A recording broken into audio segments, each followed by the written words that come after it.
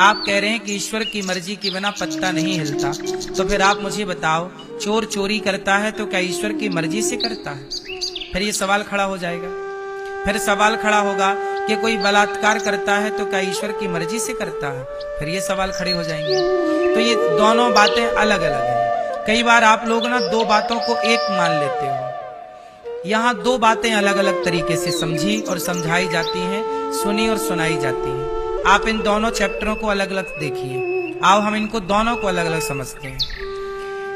सब कुछ हो रहा है भगवान की मर्जी से। एक तो ये दृष्टिकोण है, ये विचारधारा है। पर ये देखो कि ये विचारधारा है किसकी? ये बात सबके लिए नहीं है। ये बात सबके लिए नहीं है। अब जैसे प्रधानमंत्री हैं, प्रधानमंत्री को कोई कहे, नरेंद्र मोदी जी को, अरे ये तो मेरा बेटा है, क्या ये बात सब कह सकते हैं? ये बात केवल उनकी मां कह सकती है। ये तो मेरा बेटा है, बोलो हाँ। ये राष्ट्रपति है, अरे ये तो मेरा बेटा है। आप कह सकते हो कि ये मेरा बेटा है ना? कुछ बातें सबके लिए नहीं है। बात समझ में आ रही है आपको? लेकिन आप लोग क्या मानते हो? नहीं नहीं, ये तो सबके लिए। ईश्वर की मर्जी के बिना पत्ता नहीं हिलता, ये बात केवल भक्तों के लिए है। जो भगवान की शरण में रहने वाले लोग हैं, आस्था रखने वाले लोग हैं, उनके लिए ये बात है कि ये सब कुछ ईश्वर की मर्जी से हो रहा है। अब बताओ, जो भक्त लेवल का व्यक्ति होगा, सज्जन होगा, वो ये माने कि कण कण में जो हो रहा भगवान की इच्छा से, क्या वो बलात्कार करेगा? बोलो। फिर क्या वो चोरी करेगा? बोलो। नहीं। अब चोर चोरी करे और यही सेंटेंस कह दे, अरे गुरुजी ने तो कहा था भगवान की मर्जी से सब हो रहा, भगवान की मर्जी के बिना तो पत्ता नहीं हिलता। परंतु ये बात चोर के लिए थी ही नहीं, ये बात बलात्कारी के लिए थी ही नहीं। अच्छा ये बताओ, सारी बातें सबके लिए होती हैं? जो बात आप अपनी पत्नी से करते हो, क्या वो बात अपनी मां से कर सकते हो? बोलो। फिर सबके लिए अलग अलग बातें ना होती हैं? पत्नी के लिए अलग बात होगी, है ना? पत्नी के पास पति आता है तो अलग भाव से आता है, अलग बात करता है। माँ के पास जाता है, अलग भाव होता है, अलग बात करता है। ऐसा थोड़ी कि पत्नी से भी वही बात और माँ से भी वही बात। होता है क्या मेरी माँ? दो बातें होती है कि नहीं? पत्नी के साथ अलग व्यवहार होता है और माँ बाप के साथ अलग व्यवहार होता है और बच्चों के साथ अलग व्यवहार होता है। बोलो हाँ। फिर एक ही घर में तीन तीन व्यवहार होता है। माँ के साथ अलग, माँ बाप के साथ अलग, पत्नी के साथ अलग और बच्चों के साथ बिल्कुल अलग। हाँ या ना? तू कहाँ था? तू लेट क्यों हो गया यहाँ? तू कहाँ था? जो आप तू तड़ाक की बात बच्चे से कर सकते हैं, वही बाप से नहीं। ए बाप तू कहाँ था? ऐसा तो नहीं बोल सकते। बाप के लिए अलग भाषा होगी, बच्चे के लिए अलग भाषा होगी और पति पत्नी के लिए, रिश्ते के लिए अलग भाषा होगी। उसी तरह भगवान की इच्छा के बिना पत्ता नहीं हिलता, ये बात केवल भक्तों के लिए है। चोर के लिए ये बात नहीं है। चोर के लिए ये बात है कि भैया तुमने चोरी किया है तो भगवान ने तुम्हें अक्कल तो दी थी ना, तुम्हें पता था ना चोरी करना गलत है, फिर तुमने चोरी काहे की? अब की हो तो दंड भोगो। तुम्हें पता है ना कि बलात्कार करना गलत है, तुम्हें पता है ना कि किसी को छेड़ना गलत है। जब गलत है पता था, तुमने क्यों गलत किया? अब किया है तो जेल जाओ, फांसी पे चढ़ो, भोगो। फिर क्या कहते हो? अरे भगवान की इच्छा के बिना तो पत्ता नहीं हिलता। अरे पागल, ये बात तुम्हारे लिए थी ही नहीं। सब बातें सबके लिए नहीं होती ना मेरी माँ। भगवान, अब आप लोग क्या करते हो ना, सबको एक तराजू में तौल देते हो, सारी बातों को एक सी तराजू। अरे गुरुजी ने तो कहा कि भगवान की इच्छा के बिना पत्ता नहीं हिलता। ये बात उच्च कोटि के भक्तों के लिए, साधक के लिए कि बेटा, सुदामा जैसे तपस्वियों के लिए कि मैं गरीब हूं तो भगवान की इच्छा है। शिकायत क्या करूं? आप लोग शिकायत करने लगे, अरे गुरुजी हम बड़ी पूजा करते हैं पर देखो हम बड़े गरीब हैं, इतनी पूजा करते हैं फिर भी देखो खाने को रोटी नहीं है। तो यहाँ पे आपको कही जाएगी बेटा, ये ईश्वर की परीक्षा है, ये समय गुजर जाएगा। सुदामा का गुजरा कि नहीं? तो तुम्हें समझाया जा सकता है, क्योंकि तुम उस लाइन में हो, तुम भक्त हो। अब जो बात भक्तों के लिए है वो बात दुष्टों के लिए नहीं है ना। हमारे शास्त्रों में यह भी स्पष्ट लिखा है कि ज्ञान किसे दें और किसे ना दें। भाई जो अधिकारी नहीं है उसे ज्ञान दे के क्या होगा? एक बार क्या हुआ कि एक चिड़िया ने बंदर को ज्ञान दे दिया, हे बंदर देख, हम चिड़िया तेरे से छोटी हैं, लेकिन देख अपने लिए घोंसला बना के रखती हैं। बारिश आई, हम घोंसले फुर्र से घुस गए, हम बच जाते हैं। और तू इतना बड़ा बंदर, इतना बड़ा शरीर, और देख पानी तेरे ऊपर गिर रहा, तू ठिठुर रहा है ठंडी से। बंदर बोला, अच्छा हमें ज्ञान देने चली, अब भी आता हूं। गया बंदर और उसका घोंसला तोड़ के फुर्र से फेंक दिया, ले मुझे ज्ञान दे रही थी। तो बात तो ये है ना कि ज्ञान सबको देना भी नहीं चाहिए। चिड़िया ने बंदर को ज्ञान दे दिया, तो बंदर ने उसका घोंसला तोड़ दिया। कुछ ज्ञान सबके लिए नहीं है। बात समझ में आ रही है? हमारे यहां भागवत सुनने के अधिकारी सब नहीं है। सुखदेव भगवान ने इंद्र को भगा दिया। देवराज, देवताओं का राजा इंद्र सुखदेव भगवान के पास आए, बोले हमें भागवत सुनाओ। क्वा सुधा क्वा कथा लोके क्वा काचा क्वा मणिर महान। ए इंद्र, तू अधिकारी नहीं है भागवत सुनने का। सोचो, देवराज इंद्र को सुखदेव भगवान, चल जा। क्वा सुधा क्वा कथा लोके क्वा काचा क्वा मणिर महान।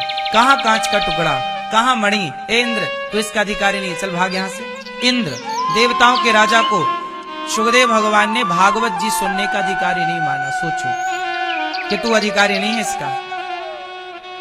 अब अनाधिकारी को भागवत सुना भी दिया जाए तो वो उसका मिसयूज करता। अब यही तो है, अब लोगों को पता चल गया कि भगवान की मर्जी के बिना पत्ता नहीं हिलता। अब देखो उस ज्ञान का लोग मिसयूज कर रहे हैं कि भैया चोर कह रहा, नहीं जी हम चोरी नहीं कर रहे हैं, तो भगवान की इच्छा है।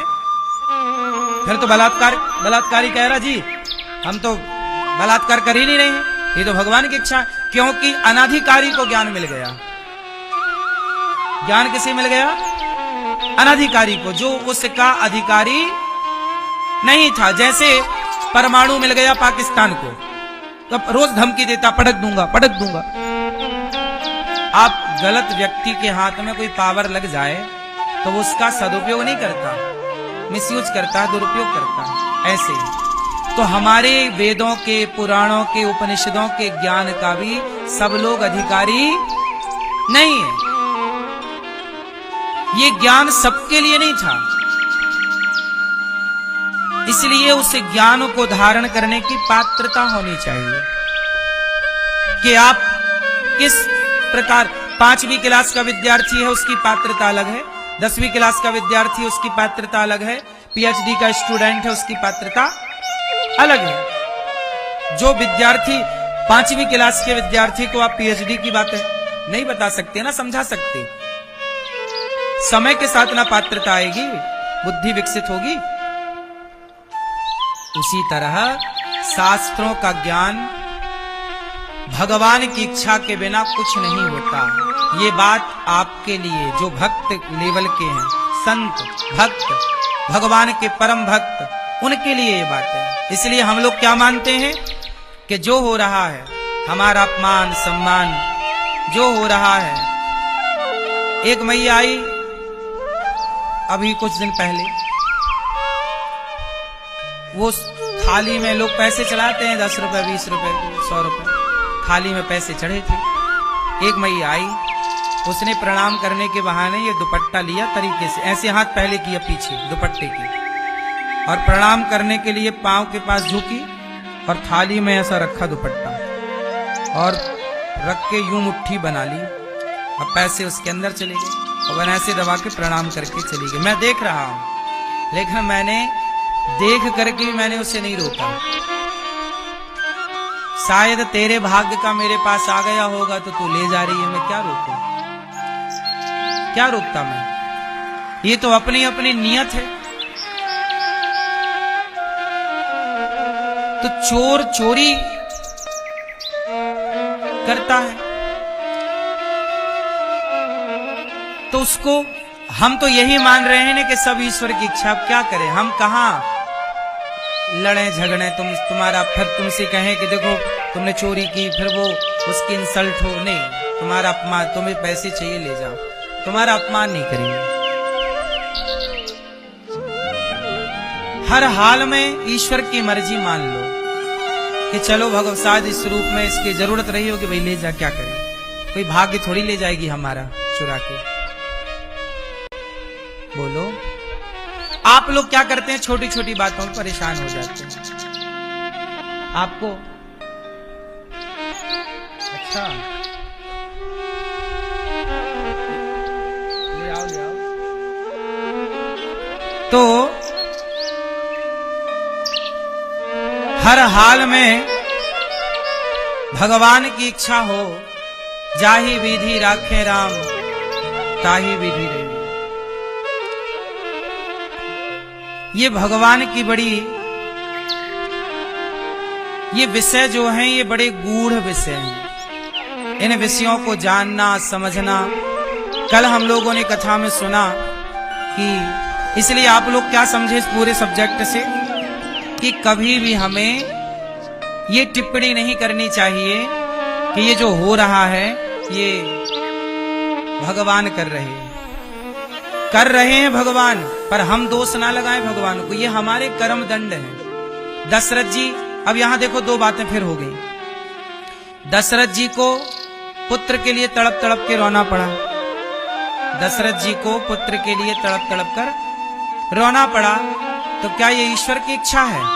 नहीं, ईश्वर की मर्जी के बिना पत्ता नहीं हिलता, ये बात अपनी जगह सही है। पर दशरथ जी ने किसी पुत्र को मारा था, तो किसी के पिता रोए थे, तो उनके रोने का परिणाम इन्हें मिला कि इन्हें भी रोना पड़ा। तो ईश्वर की मर्जी के बिना पत्ता तो नहीं हिलता, पर कर्म दंड भी संग चलता है। कई बार कर्मों का फल भी हमें मिलता है, तो कर्मों का फल जब मिले तो ये समझ लेना चाहिए कि भगवान की इच्छा है, क्योंकि भगवान को ना काहू को सुख दुख कर दाता और निज कृत कर्म भोग सब भ्राता।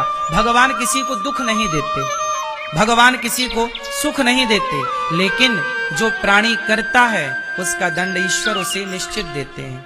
अवश्यमेव भोक्तव्यम, अवश्य भोगना पड़ता है। परंतु एक बात और भगवान कहते हैं कि सन्मुख होहि जीव मोहि जवहि, जन्म कोटि अघना सहित वही। भगवान कहते हैं कितना भी बड़ा पापी हो मेरी शरण में आ जाए तो मैं उस पापी के पाप को भूल